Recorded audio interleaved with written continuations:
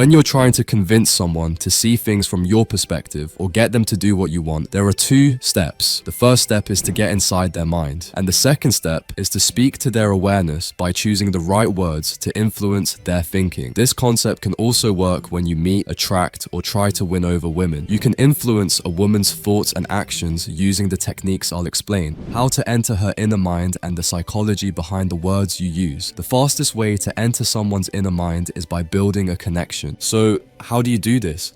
Have you ever felt that instant bond when you click with someone? Making a connection means deliberately creating that kind of match with another person. It's easier to convince someone you connect with than trying to convince someone you don't. Your brain is constantly and unconsciously processing a large amount of information about people. A significant part of this information is nonverbal, involving things like facial expressions and body language, the way a person sits, walks, and moves. So, we are going to focus next on nonverbal messages. Think of the human body in three parts: the head, the body, and the feet. These parts send non-verbal messages to others. Making a connection with someone is based on the idea that whatever your body does affects how you feel inside. You can figure out how people around you are feeling by watching how their bodies and faces move. Then, if you copy what they do, you might start to feel the same way they do. This happens because there's a link between your body and your mood. Before you try this with others, here's a simple way to see how it works. Next time you're out walking, try this. Walk with your head up. Look at the skyline, the tops of buildings, or the tops of trees for a few minutes. Smile while you walk, even if the smile isn't real. Then, walk with your head down. Look at the ground, slow down your pace, put your hands in your pockets, and drag your feet. Walk like this for a few minutes. Notice how your mood changes between these two ways of walking. All you did was change your posture, right? You didn't think about anything happy or sad to make you feel good or bad. It was all connected to how you held your body. So, if changing your posture directly affects your mood, it means that when you copy someone else's posture, you'll start to feel the same way they do. This helps you understand how they feel. It's a way to get into someone else's mind. To understand someone else's mood, it's time to adjust your own mood to theirs so you can match and make a connection. It's easy to adapt your feelings to someone else's mood. Once you've observed their posture, pause for a moment and define the mood you've noticed. For example, bored, happy, sad, curious, enthusiastic, calm, or nervous. Now that you've named both your mood and the other person's mood, you have everything you need to adjust as needed. So, how to change someone's mood? Choose someone you want to read. At this stage, make sure it's a pleasant person with whom you don't have a serious connection, like the cashier at the supermarket, your neighbor, or someone in the elevator. You don't have to choose your relatives or close friends. This exercise is only for practice. In the end, you'll be able to apply it to anyone, especially a beautiful girl you want to approach. Read the chosen person. You know how to do that. Use your body to mirror theirs. Define his or her mood. For example, happy, sad, disoriented, or angry. Immerse yourself in that mood. Use your inner dialogue to repeatedly think of the word that defines the mood. Make sure your thoughts align with the mood you want to adopt. Recall memories from the past when you felt that way. Remember the images you saw, the feelings you had, and the sounds you heard. Truly experience that mood. Approach the person while maintaining the mood. Speak normally, keeping the mood consistent until you're both on the same emotional wavelength. Continue until you make the connection so you can change the other person's mood. Once you've established the connection, you'll know. You'll just feel it. It's like that feeling when things are going the right way. You've matched. Now, change the person's mood to the one you want, and you will also gradually shift into that mood. Focus on gradually changing your gestures, posture, and smile. As you know, this will change your mood. Observe the other person's mood as it changes along with yours. Now you have made the connection. Bingo! You have just influenced another person at a subconscious level by using non-verbal communication. Smart, isn't it?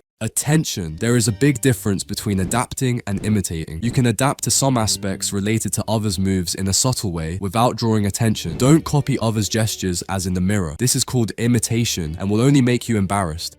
You have learned so many things about making connections and non-verbal communication. Think about how many things you can do now. Consider all the information that others were sending out and you were unconsciously picking up. The more you practice, the more skillful you will become. And the more skills you have, the more you will achieve. And now that you know how to get into a girl's mind, let's see how to make her do anything you want. You can improve your chances by the way you use words. It's not only about what you say, but also how you say it. There are ways to use your words to have a psychological effect on the other person's subconscious. no's, to block their refusals, and increase the chances they'll agree with you and give you what you want. But you need to make a connection first. Listen to me carefully and choose the phrases that you think suit you best. Ignore the ones you wouldn't ever say. You can use these phrases wherever you want. Use them to convince others once you've created a connection. Emphasize the obvious things. If you want a person to believe that something is obvious, just say it. For example, we both know it's worth it once we go there. As you already know, we'll have fun together if we go to that party. It's obvious that we have the best offer on the market. Ask a question that is not really a question. You already know everything about that, don't you? If you want to convince a person's subconscious to agree with you, just state what you want them to agree with and add a question at the end. It's easy, isn't it? Probably it's time for another drink, isn't it? My plane is about to take off. There's no problem if I skip the line, is there? Caution. This approach is usually useful in everyday life. Surely you can't rely on this approach to get someone to marry you, have sex with you, or give you all the money they have. By the way, make sure that the tone of your voice decreases at the end of the question, not increases as it would in a usual question. Otherwise, you will invite the other person to answer negatively. Get them to say yes. Perhaps you already know this, but here's another method. Say let's and continue with what you want to do. Let's walk a bit more. Let's have another one. Let's go to my place. It's like a disguised order. Compare it with, should we walk a bit more? Should we have another one? Should we go to my place? These questions allow others to refuse you more easily. The more you make others say yes, the more likely they are to continue saying yes. By getting them to say yes several times in a row, you train their minds to comply. Think of it this way. Their mind enters a yes mode. So save the thing you really want from them for the end, once they have said yes several times.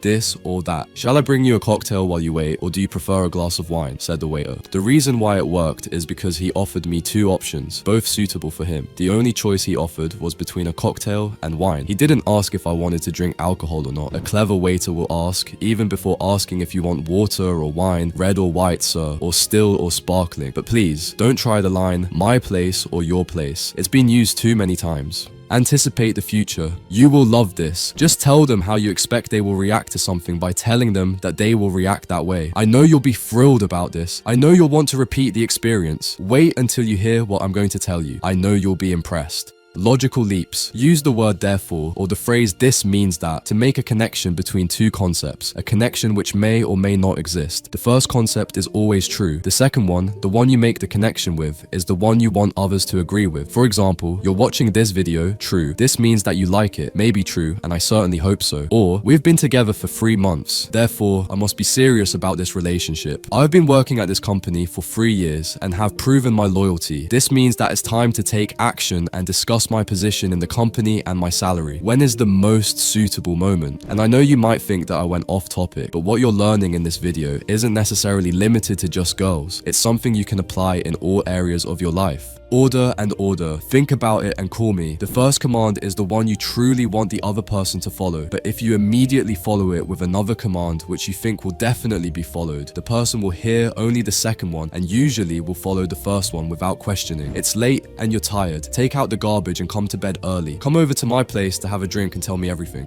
I shouldn't tell you this, but this approach creates a feeling of loyalty and trust. It makes others feel special. Also encourages them slightly at a subconscious level to treat you as a special case and consider you their confidant. But he is always late to work, but he's good at what he's doing. He's good at what he's doing, but he's always late to work. What's the difference between the two statements? You give the most attention to what follows after the word but. It's what you want to emphasize. For example, I know that I don't have much experience in this area, but I've proven in the past that I can adapt quickly to new environments. You're a nice guy, but you're not my type. I really like you, but I feel better without a partner at this time. The ideal question. What do you ideally want? What are you ideally seeking? What would you ideally like to happen? What would be the ideal result? Phrase your own question using the words ideal or ideally. This question has a big impact because it makes others tell the truth about what they want. It makes them not think about what they don't want. The words ideal or ideally make others create images of perfect things in their minds rather than things they consider possible. Visualizing these perfect things has a fantastic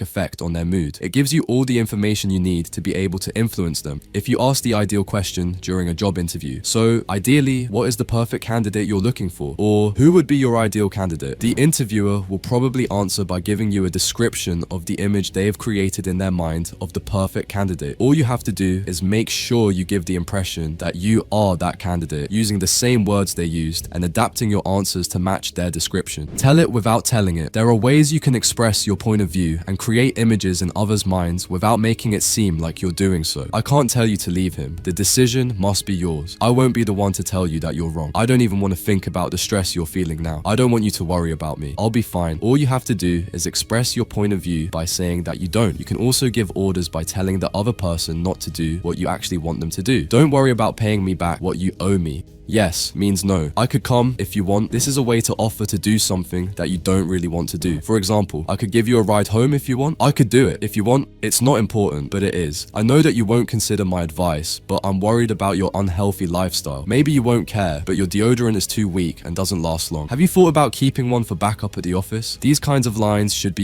used when you want to give feedback that the other person might not like or doesn't want to hear. Finally, a pleasant way to say, shut up and listen. For example, I don't know if you realize how hard it is for me to work all day and then come home and feed the children. I don't know if you realize how long I've been tolerating this. I don't know if you realize how long I've been waiting my turn. Now that you've understood all of this, you might ask me, how exactly will this help me with women? Listen carefully, my brother. This video is just one episode of the series How to Attract Women. If you watch it on its own, you won't fully understand what you need to do. You have to watch the entire series to understand how women think and how attraction works, and only then can you continue with this video. But before we finish the video, I want to let you know that I've created an online course that contains a step-by-step formula that will make women attracted to you, regardless of what you think you're lacking. In it, you'll find exactly what women are attracted to in a man, on a deep psychological level, beyond superficial things like height, looks, or money. You will find a link in the video description. Anyway, if you have any problems, let me know in the comments. This was The Dark Needle, and take care of yourself.